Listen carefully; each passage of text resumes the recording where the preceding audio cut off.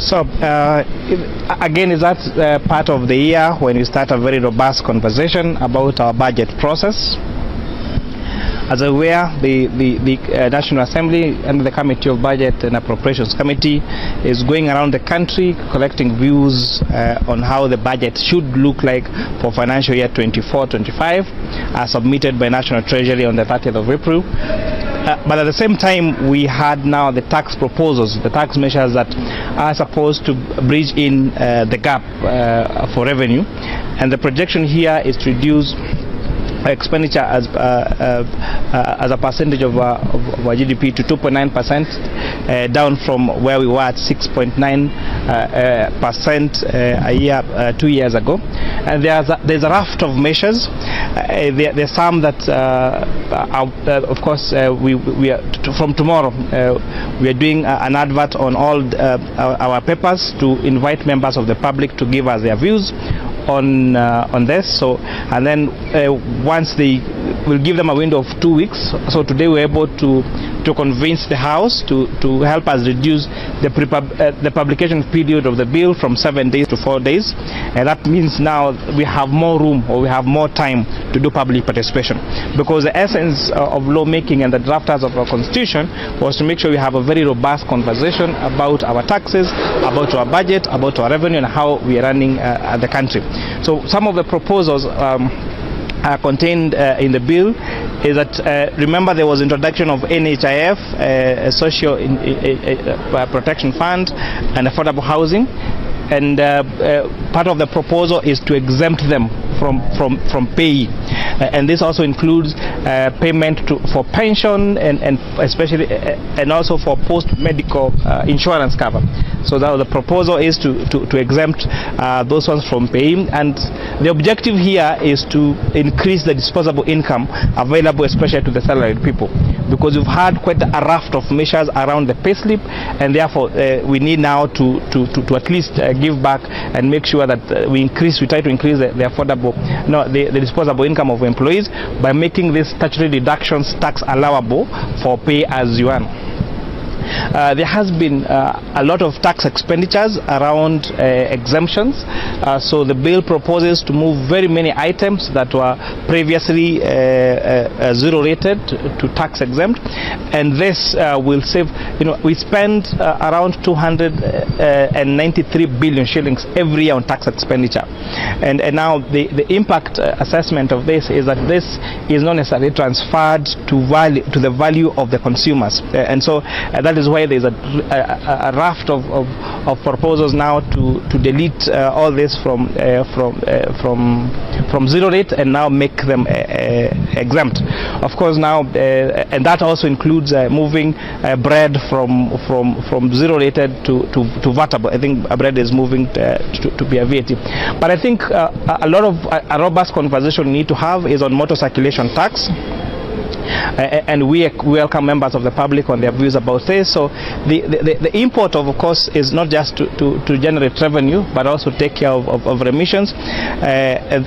Something else that you'll see coming up a lot in the next few days is eco tax. So eco tax is introducing a tax on you see you see a lot of especially electronic wastes, whether it is television sets or phones and you find once this depreciate, or once they have overstretched their use, then they get dumped into our rivers, and then end up into so the whole electronic waste in terms of now curbing that is because we have to buy these electronic devices, we have to buy some of these plastic items, but we need to take care of how we make sure that we ring-fence that to take care of the environment through recycling and reuse, and therefore you'll see the introduction of that eco tax.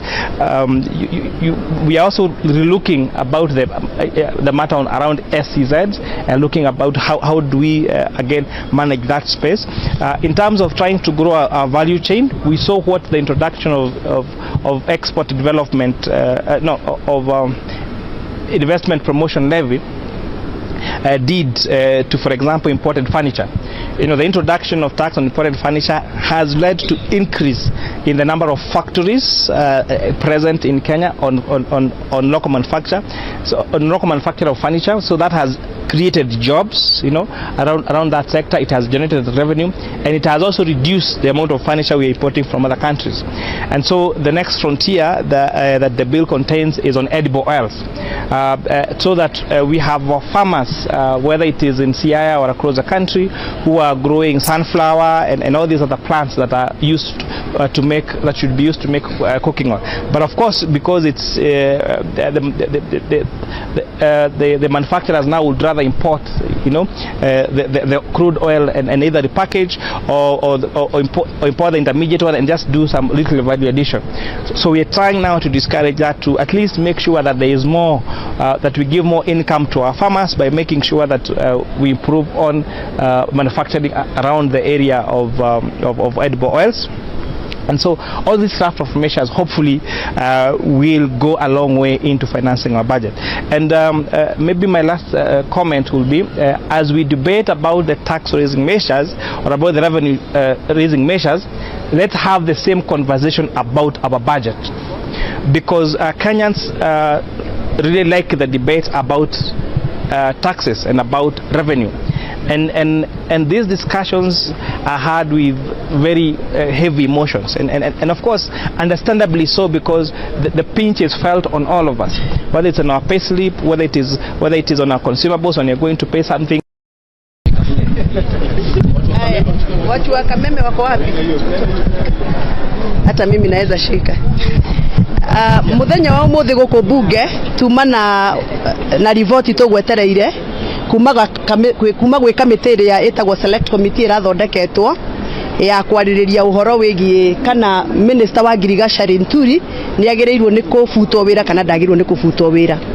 Na nitugukite guku turi aingi muno tondu twi thiguku area ya bunge etagwo recess, no ni turetetwo nigetha tuke tu discuss na tu debate na tuhitukie rivoti ire yatangathwo muthi ni mutumia uria urarugamirire kamiti uretwo na umi wako ni ati Nturi ndari na mahitia. Na last week tutanathie holiday kana recess tutana break, members 149 ni mavotire makiuga Nturi ainuke. No twathie holiday gakamite kando mugwanja na guturanira na ngiana gagithondekwo macira na meka maundu maria mothe marekire thiko icio 6 rivoti ire matwira ni ati yonania Nturi ndari na mahitia.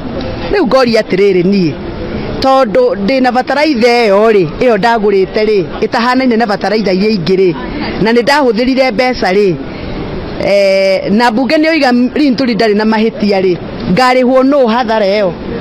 Migunda ni meingi muno yaitiriirio bataraitha iyo, imwe yayo irio ikihuna, imwe yayo irio ikiaga kumera, na hathara iyo ina murimi uria wagurire bataraitha iyo moko-ini mau. Riu nie ngakiuga ndire na mwihoko na bunge no. Maundu maria maratwarithio thiini wa bunge no niturona mamwe ni marahuthirwo githuri muno, na gukonekana ta bunge no riu ira controlwo ni ma ministers, na mawatho maria marahuthirwo guku ni ta maria moimite kuri ma ministers, na ni uhoro wa kieha muno. Ndirari thiini wa bunge wengirari kweya 12 na nie ndona maundu ta maria ndirona guku. Riu MPs aria othe mavotete Nturi ainuke, andu 149 mainuka maria arakaru ndi umwe wao, ta tutinaiganira na nitugucoka tucire tumenye ni atia tugwika, tondu ni twaigua tarimi aitu matigwo matawa-ini. Riu murimi wa Kenya atigirwo Ngai uria uragia mbura na mucii wake, tondu riu andu aria mathurire magirirwo ni kumaruirira.